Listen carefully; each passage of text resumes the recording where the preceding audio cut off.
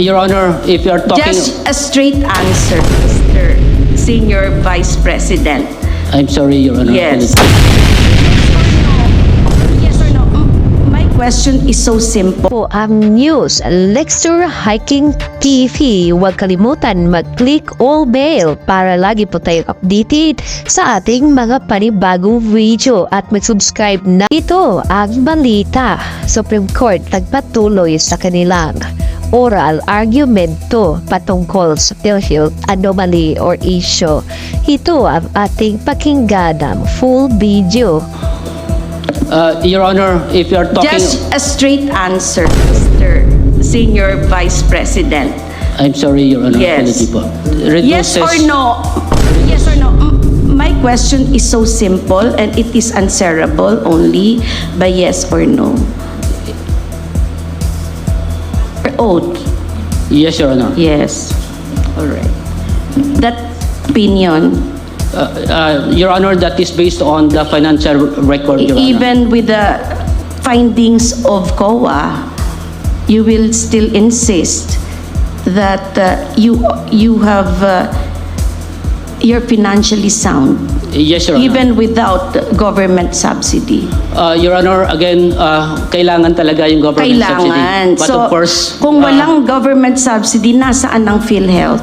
Your Honor, still in the year 2025, we operating Pilhealth, Your Honor, based on the programs that we are implementing right now, Your Honor. Yes, again, and these programs are funded in full.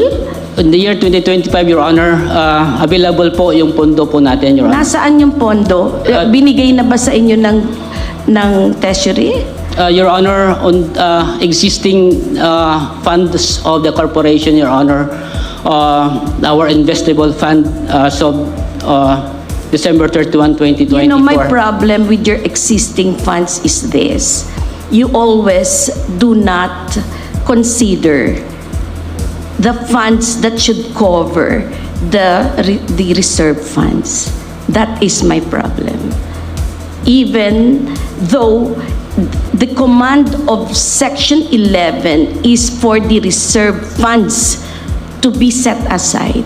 And when you set aside the reserve funds, it means it's real money. It's not just abstract. It's just not numbers. Because anytime the risk will become reality. That is my problem. Because you always do not recognize yet the funds that should cover the reserve funds. Your Honor, if may I, Your Honor, in every year, Your Honor, we have the corporate operating budget, Your Honor. And this corporate operating budget, Your Honor, mayroon siyang kaakibat na corporate revenue as well. Kumbaga, may pumapasok na revenue. In the year 2024, Your Honor, our corporate revenue enough or more than enough to cover the expenditures, Your Honor. Expenditures, how about the reserve funds? The formula under Section 11 is this, right? Total revenues less expenditures. And the balance, that is where you will get your reserve funds. Your Honor, And your reserve funds, the amount should depend on the actuarial valuation for 2 years. Correct? Your Honor, if may I, on the part of the accumulated revenue that we have, Your Honor, we set aside the reserve fund. Set aside na siya. Then, in the What did you say again, please? Na-set aside po natin. From the accumulated revenue. So you are reversing the process prescribed by law? Not necessarily, Your Honor. That is what you were saying. Oh, reserve na agad siya. Hindi ba dapat accumulated revenues less expenditures? And then the total, the balance, that is where you get your reserve funds. And your reserve funds must correspond to the actuarial estimate. Your Honor. So I will go to my next question. Yes po.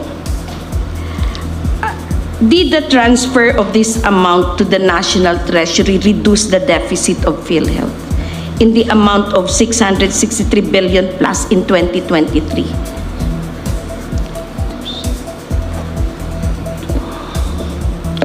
Your Honor, if you are talking... Just a straight answer, Sorry Mr. Senior Vice President. I'm sorry, Your Honor. Yes. Apology po. Of course, Your Honor, the 60 billion that we transferred reduces... Yes or no? Yes or no? My question is so simple and it is answerable only by yes or no. Your Honor, it reduces, Your Honor. It reduces the deficit even though, yes, did I hear it right? Your transfer of 60 billion to the National Treasury reduced your deficit. Your Honor, I